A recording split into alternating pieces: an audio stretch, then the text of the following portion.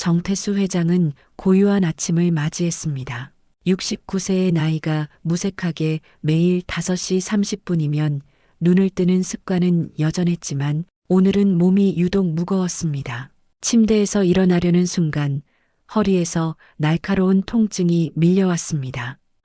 낮은 신음이 침실을 채웠습니다.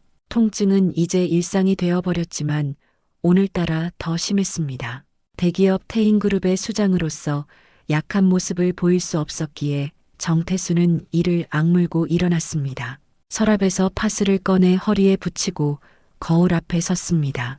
거울 속 모습은 여전히 위험 있어 보였습니다. 하지만 자세히 보면 눈가에 주름이 깊어졌고 한때 당당했던 어깨는 약간 굽어 있었죠. 정태수는 자신의 모습을 잠시 바라보다가 입술을 꾹 다물었습니다. 비서실장 김민호가 아침 일정표를 들고 들어왔습니다.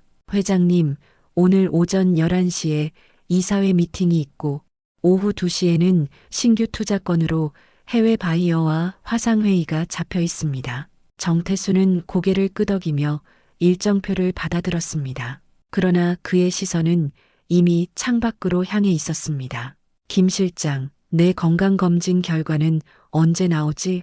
내일 오전에 병원에서 연락이 올 겁니다. 걱정되시는 부분이 있으신가요? 정태수는 대답 대신 창밖을 바라보았습니다. 서울의 스카이라인이 안개에 희미하게 보였습니다. 높이 솟은 빌딩들 사이로 태인그룹의 본사 건물이 우뚝 서 있었습니다. 그 모든 것이 자신의 손안에 있지만 정작 자신의 몸은 통제할 수 없다는 아이러니의 쓴웃음이 나왔습니다. 김 실장, 오늘 일정 다 취소하게. 네, 하지만 이사회는 비상 상황이라고 전해. 내 건강이 비상 상황 아닌가? 김민호는 당황한 기색을 감추지 못했지만 곧 정태수의 단호한 표정을 보고 고개를 숙였습니다. 알겠습니다. 그럼 병원으로 모시겠습니다. 병원은 싫어. 내 상태가 어떤지 다들 수군거릴 테니. 필라테스라는 거 있지? 요즘 허리 아픈 사람들한테 좋다던데. 프라이빗한 곳으로 알아봐줘. 이렇게 해서 정태수 회장은 그날 오후 강남 한복판의 조용한 골목에 위치한 더일 필라테스 스튜디오를 찾았습니다. 스튜디오는 예상보다 훨씬 깔끔하고 조용했습니다. 화려한 장식 없이 나무와 흰색 벽면으로 꾸며진 공간은 마치 격식 있는 갤러리 같았습니다. 안녕하세요, 정태수 회장님. 오늘부터 제가 선생님의 담당 강사가 될 하서진입니다. 낮고 부드러운 목소리가 등 뒤에서 들렸습니다.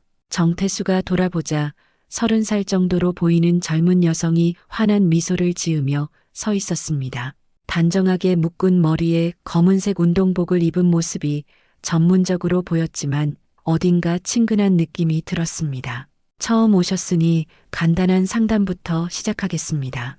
이쪽으로 오시죠.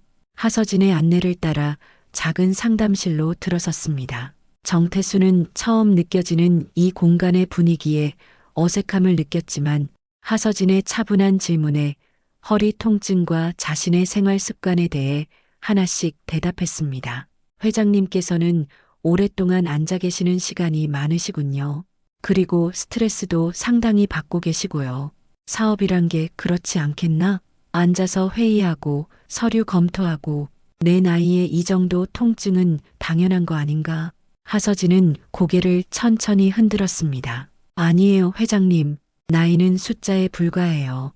우리 몸은 나이보다 습관이 만듭니다.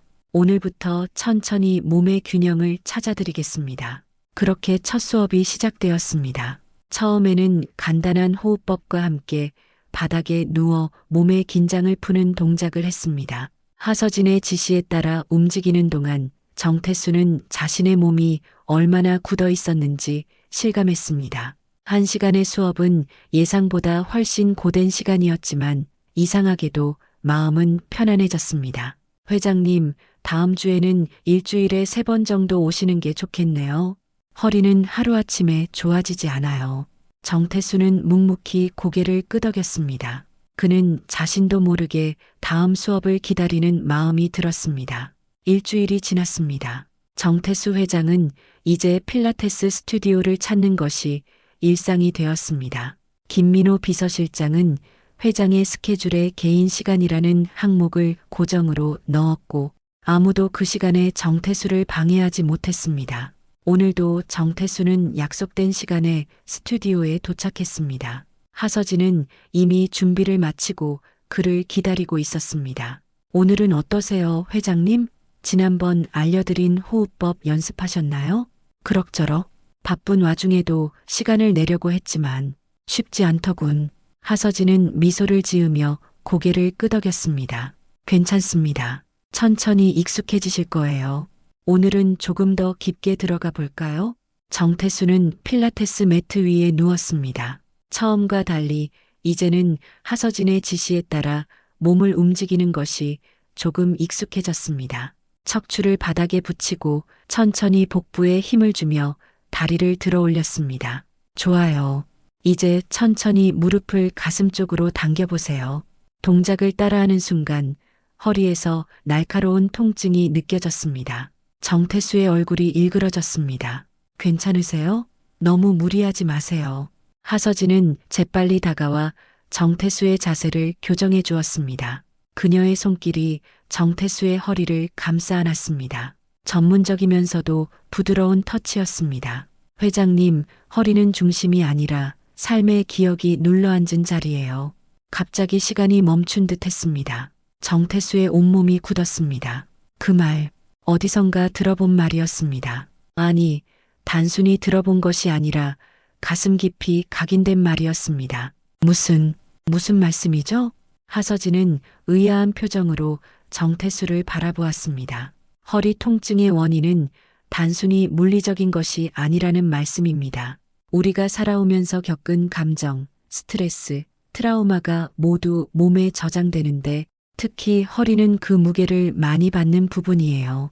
정태수는 천천히 일어나 앉았습니다. 머릿속에 수십 년 전의 기억이 파도처럼 밀려왔습니다. 30년 전 병원 복도에서 수술실로 들어가기 전 아내 민지연이 마지막으로 한 말이었습니다. 당신, 이제 허리 좀 펴고 다녀요.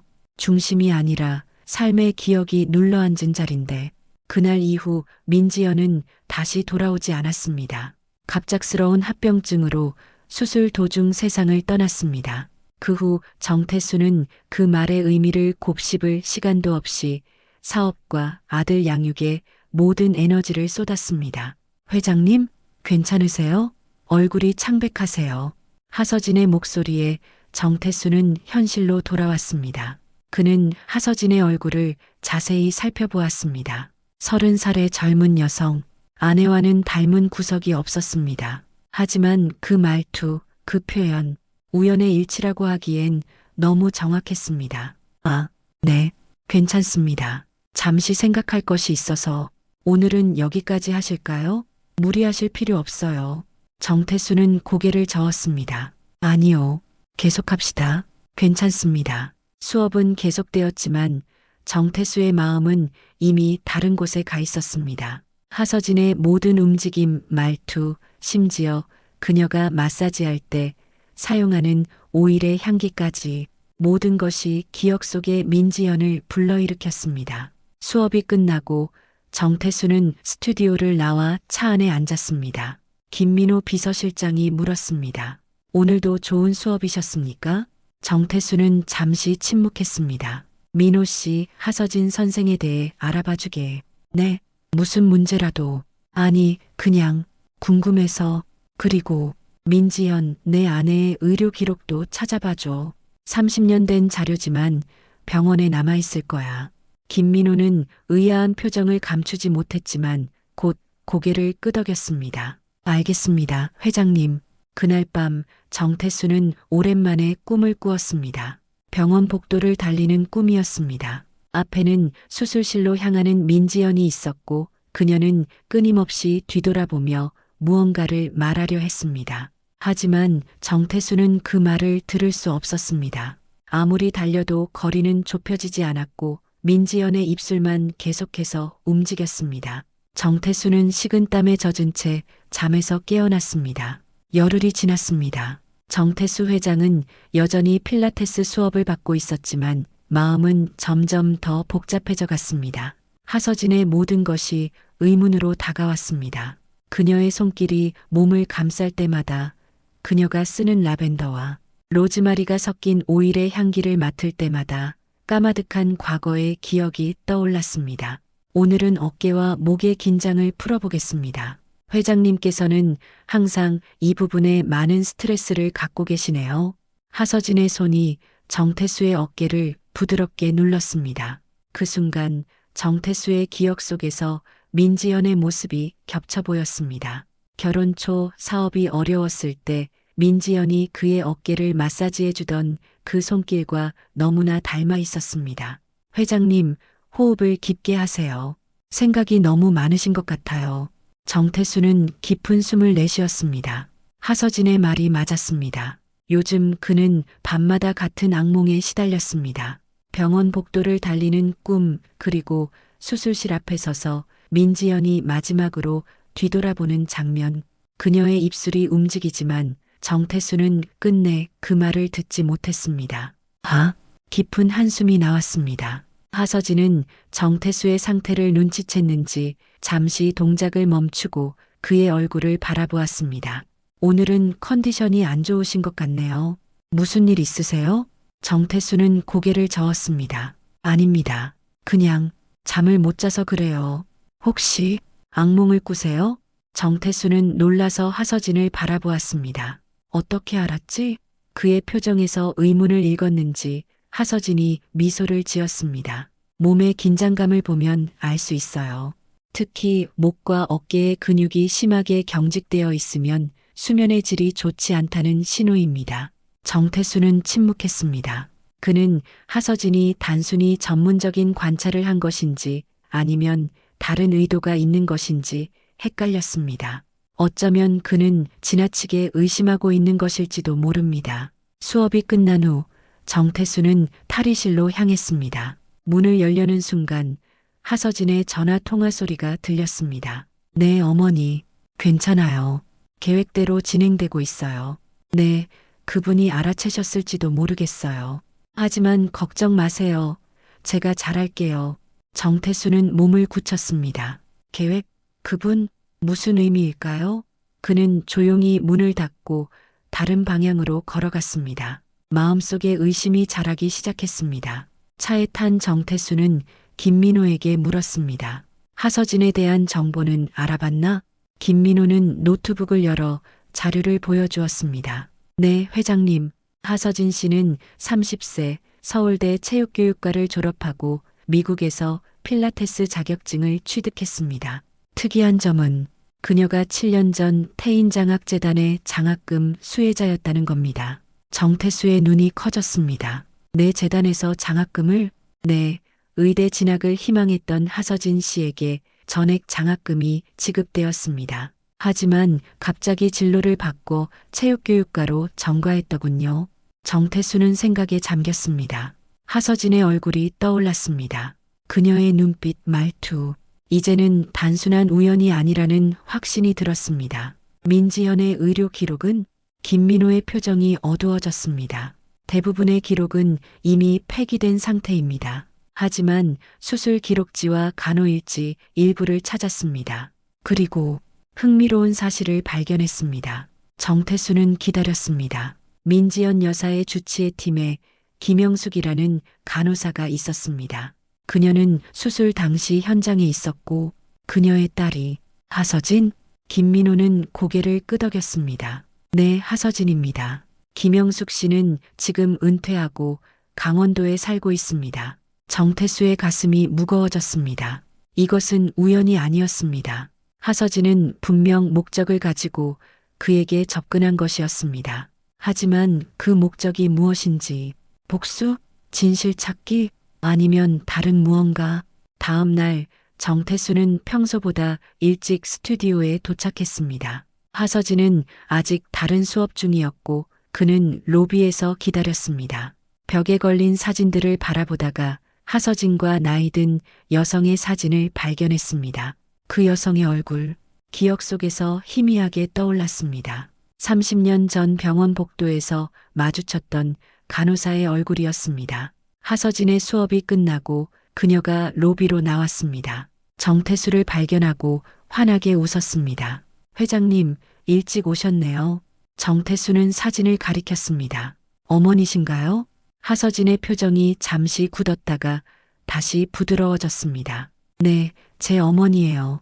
은퇴한 간호사입니다. 혹시 30년 전 세인트 병원에서 근무하셨나요? 침묵이 흘렀습니다. 하서진의 눈에서 뭔가 변화가 일어났습니다. 그녀는 천천히 고개를 끄덕였습니다. 네, 그날 원장님이 어떤 결정을 내렸는지 정말 아무도 모르겠죠? 정태수의 심장이 빠르게 뛰기 시작했습니다. 그날의 기억, 그 끔찍했던 날의 기억이 밀려왔습니다. 무슨 말씀이신지 정태수의 목소리가 떨렸습니다. 하서진의 물음에 담긴 의미를 그는 너무나 잘 알고 있었습니다. 30년 동안 가슴속에 묻어두었던 그 비밀을 이제 와서 이 젊은 여성이 들춰내려는 듯 했습니다. 하서진은 사무실로 정태수를 안내했습니다. 조용한 공간에서 그녀는 차분한 목소리로 말했습니다. 어머니로부터 모든 이야기를 들었어요. 민지연 여사의 수술 당일에 있었던 일을요. 정태수는 긴장된 표정으로 굳어 있었습니다. 그는 창밖을 바라보며 말했습니다. 왜 내게 접근한 거지? 복수하려고? 아니면 돈을 원하나? 하서진은 고개를 저었습니다. 아니요. 단지 진실이 궁금했어요.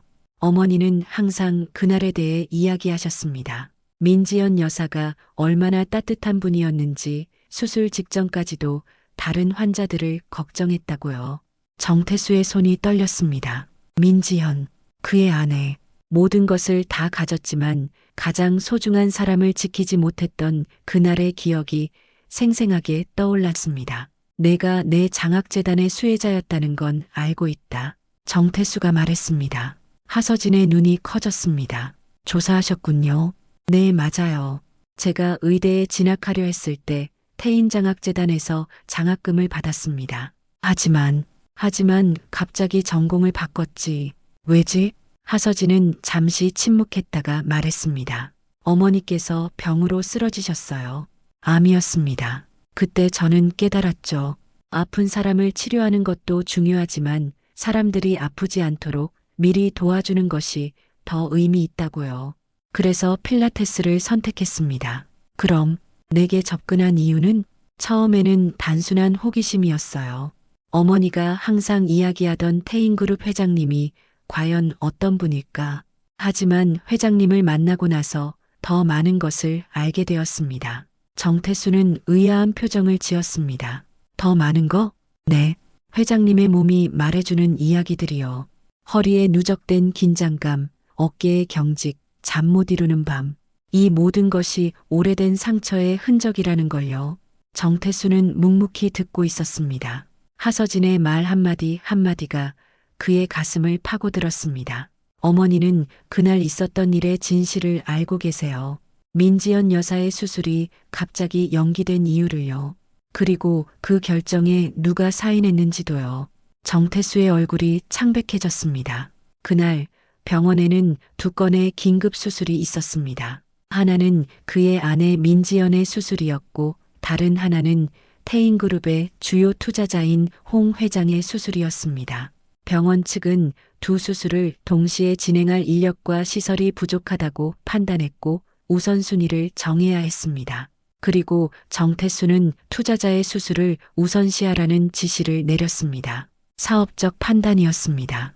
홍 회장은 태인그룹의 가장 큰 투자자였고 당시 회사는 중요한 해외 프로젝트를 앞두고 있었습니다. 민지연의 수술은 몇 시간 미뤄도 괜찮을 거라는 의사의 말을 믿었던 것입니다. 하지만 그 결정이 비극으로 이어질 줄은 아무도 몰랐습니다. 수술이 지연되는 동안 민지연의 상태가 급격히 악화되었고 결국 수술 도중 그녀는 세상을 떠났습니다.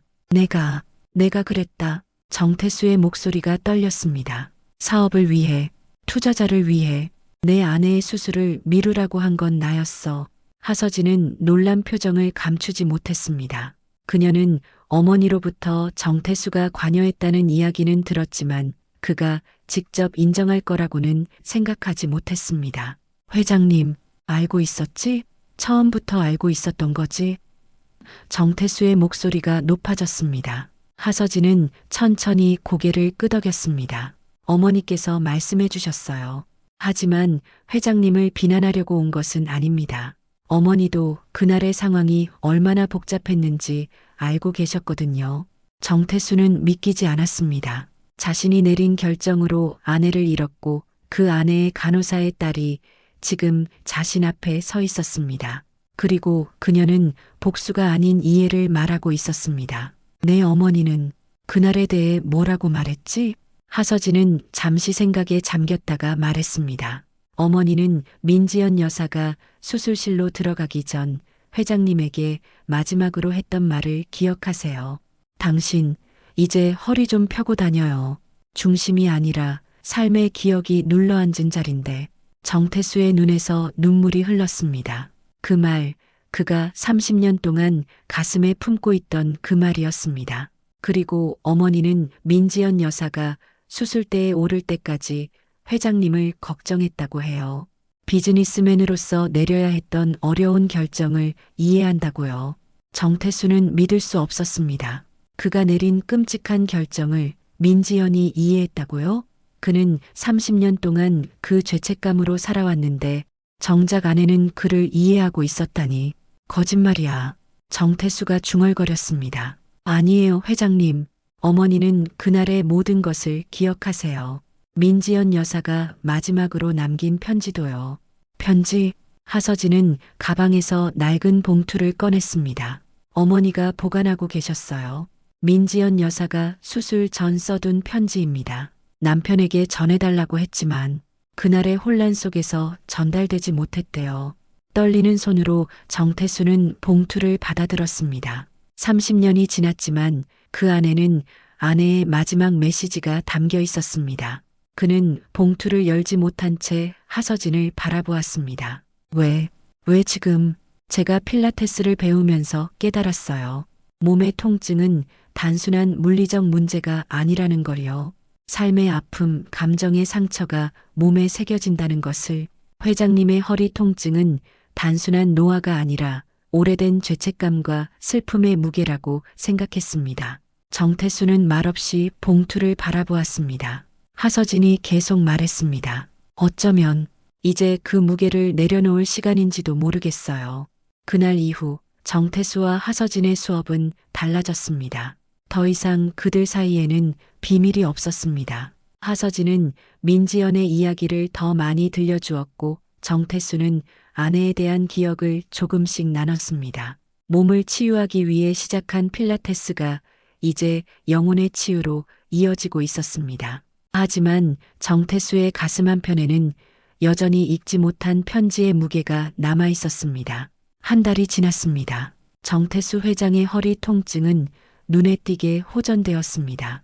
김민호 비서실장은 회장의 걸음걸이가 한결 가벼워졌다고 말했고 이사회에서도 회장의 달라진 모습을 눈치챘습니다. 하지만 정태수의 마음속에는 여전히 읽지 못한 민지연의 편지가 무거운 짐으로 남아 있었습니다. 오늘도 정태수는 필라테스 스튜디오로 향했습니다. 이제 이곳은 단순한 치료 공간이 아니라 그의 마음의 안식처가 되어 있었습니다. 오늘은 어떠세요, 회장님? 하서진의 인사가 반갑게 들렸습니다. 몸은 많이 좋아졌네. 허리 통증도 거의 사라졌고, 하지만 여전히 무언가 무거운 것을 안고 계신 것 같아요. 정태수는 쓴웃음을 지었습니다. 하서진은 늘 그의 마음을 꿰뚫어 보는 것 같았습니다. 아직 편지를 읽지 못했어.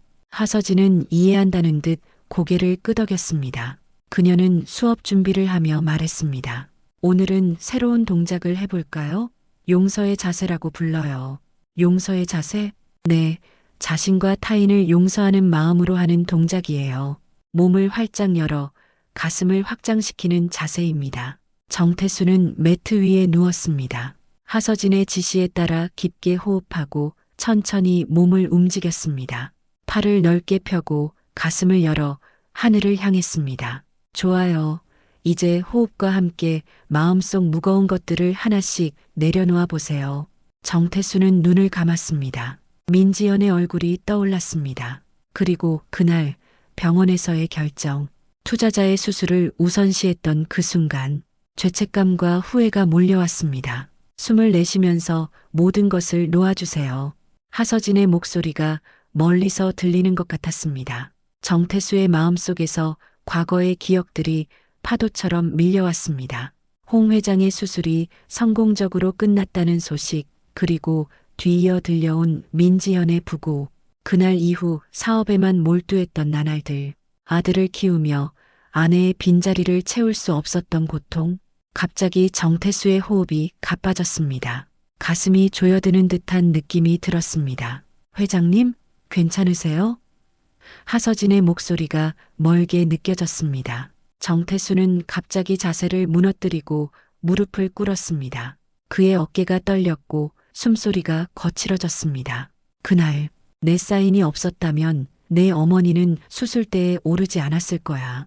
하서진은 놀란 표정으로 정태수를 바라보았습니다. 그의 목소리는 떨리고 있었지만 오랫동안 가슴에 묻어두었던 진실이 쏟아져 나왔습니다. 나는 태인그룹의 미래를 위해 홍 회장의 투자가 필요했어. 그의 수술을 우선시하라는 지시를 내린 건 나야. 병원 경영 이사회 결정권자로서 내가 그 결정에 사인했어. 정태수의 눈에서 눈물이 흘렀습니다. 30년 동안 누구에게도 말하지 못했던 고백이었습니다. 그때 민지연이 수술이 몇 시간만 미뤄져도 괜찮다는 의사의 말을 믿었어. 하지만 그 몇 시간이 그녀를 영원히 앗아갈 줄은 누가 알았겠어. 하서진은 천천히 정태수에게 다가갔습니다. 그녀의 눈에도 눈물이 고여 있었습니다. 민지연이 수술실로 들어가기 전 마지막으로 내게 한 말. 허리 좀 펴고 다녀요. 중심이 아니라 삶의 기억이 눌러앉은 자리인데 그 말은 단순한 걱정이 아니었어. 그녀는 알고 있었던 거야. 내가 얼마나 무거운 결정을 내렸는지, 그리고 그 무게가 내 허리를 짓누르게 될 거라는 것도. 하서진은 눈물을 참으며 정태수의 어깨를 붙잡았습니다. 그래도 어머니는 그날 당신을 이해하려 했대요. 마지막까지. 정태수는 하서진의 얼굴을 바라보았습니다. 그녀의 눈에서 원망이 아닌 이해의 빛을 발견했습니다. 어떻게 그럴 수 있지? 내 어머니가 죽은 원인이 나인데. 하서진은 고개를 저었습니다. 아니에요, 회장님. 어머니는 죽지 않았어요. 민지연 여사가 돌아가신 거죠. 정태수는 혼란스러웠습니다. 하지만 내 어머니는 민지연의 간호사였잖아. 네, 맞아요. 하지만 제가 말한 어머니는 민지연 여사를 의미했어요. 저는 민지연 여사의 딸입니다. 정태수의 얼굴에서 핏기가 가셨습니다. 그의 몸이 얼어붙었습니다. 무슨 소리야? 김영숙 간호사는 저의 양어머니예요. 민지연 여사가 돌아가시기 전 그녀에게 저를 맡겼습니다. 그리고 저는 당신과 민지연 여사 사이에서 태어난 딸이에요. 정태수 회장은 자리에 주저앉았습니다. 허리의 통증은 사라졌지만 가슴은 더 큰 충격으로 조여들었습니다. 하서진의 말이 그의 귓가에 맴돌았습니다. 딸, 민지연의 딸, 그리고 자신의 딸. 말도 안 돼. 정태수의 목소리가 떨렸습니다. 내게 딸이 있었다면 내가 몰랐을 리가 없어. 하서진은 천천히 가방에서 오래된 사진 한 장을 꺼냈습니다.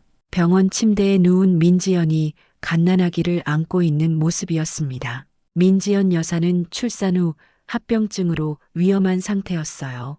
긴급 수술이 필요했죠. 하지만 그날 병원에는 홍 회장의 심장 수술도 예정되어 있었고 정태수는 사진을 떨리는 손으로 받아들었습니다. 30년 전 그는 출장 중이었습니다. 민지연이 조산했다는 소식을 듣고 급히 돌아왔지만 이미 그녀는 수술을 앞두고 있었습니다. 아이는 어디로 갔지?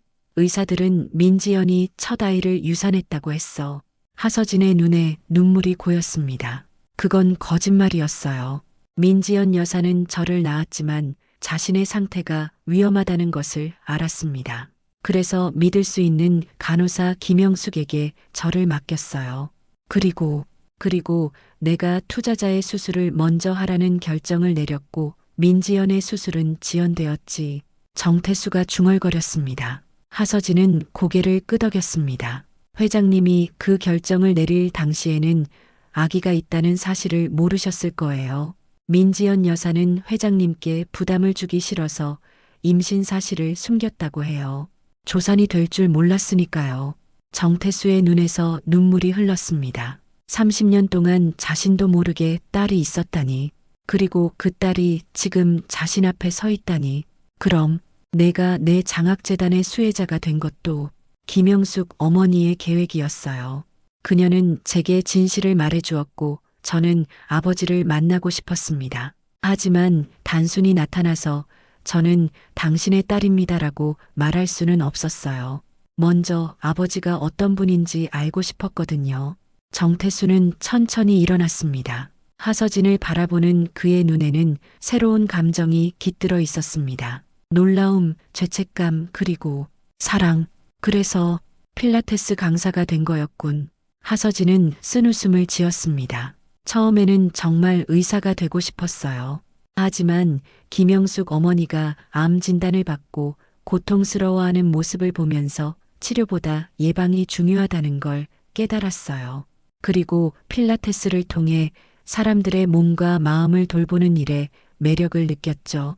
정태수는 봉투를 꺼냈습니다. 30년 동안 열지 못했던 민지연의 편지였습니다. 이제 읽을 준비가 됐어.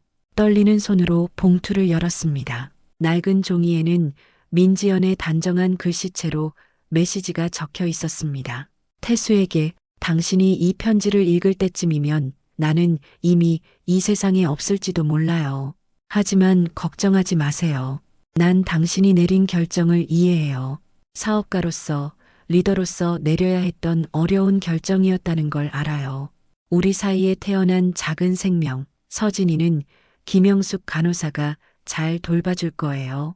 언젠가 당신이 준비되었을 때 그녀를 찾아주세요. 그리고 기억해요. 허리는 중심이 아니라 삶의 기억이 눌러앉은 자리예요. 이제 그 무거운 기억들을 내려놓고 허리를 펴고 당당하게 살아가요. 우리 서진이와 함께 영원히 당신을 사랑하는 지연. 정태수는 편지를 내려놓았습니다. 그의 얼굴에는 눈물이 흐르고 있었지만 마음은 이상하게 가벼워졌습니다. 30년 동안 짊어지고 살았던 죄책감의 무게가 조금씩 내려가는 느낌이었습니다. 내 어머니는 정말 대단한 여자였구나. 하서진도 눈물을 닦으며 고개를 끄덕였습니다. 김영숙 어머니가 늘 그렇게 말씀하셨어요. 민지연 여사는 마지막 순간까지도 회장님을 걱정했다고요. 정태수는 천천히 하서진에게 다가갔습니다. 처음으로 그는 그녀를 딸의 눈으로 바라보았습니다. 그녀의 눈, 코, 입술, 자세히 보니 민지연을 닮은 부분이 있었습니다. 미안하다. 내 존재도 모르고 30년을 살았구나. 하서진은 고개를 저었습니다. 괜찮아요. 저는 김영숙 어머니 덕분에 행복하게 자랐어요. 그리고 이제 아버지도 만났으니까요. 일주일 후 정태수 회장은 태인그룹 이사회를 소집했습니다. 놀랍게도 그는 자신의 병원 재단 이사장직을 하서진에게 넘기겠다고 선언했습니다. 태인의료재단은 이제 환자 중심의 치료 시스템으로 전환할 것입니다. 경제적 논리보다 생명을 우선시하는 병원을 만들겠습니다. 그리고 이 변화를 이끌 새로운 이사장으로 하서진 씨를 임명합니다. 이사회는 충격에 빠졌지만 정태수의 단호한 결정에 반대할 수 없었습니다.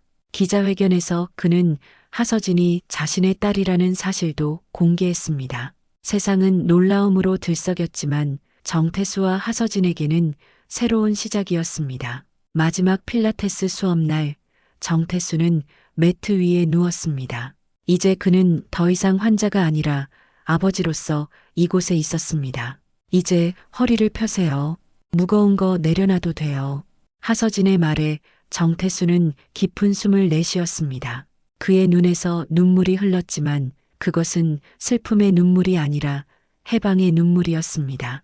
30년 동안 짊어졌던 죄책감과 후회가 마침내 그의 몸을 떠나는 순간이었습니다. 스튜디오에 잔잔한 음악이 흘렀습니다. 정태수는 천천히 몸을 일으켜 하서진을 바라보았습니다. 이제 그의 허리는 곧게 펴져 있었고 걸음걸이는 한결 가벼웠습니다. 이제 함께 걸어갈 시간이구나.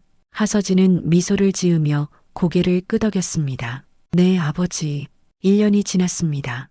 태인의료재단은 하서진의 지휘 아래 큰 변화를 겪었습니다. 환자 중심 치료라는 새로운 철학으로 재단 산하병원들은 경제적 논리보다 생명을 우선시하는 시스템을 구축했습니다.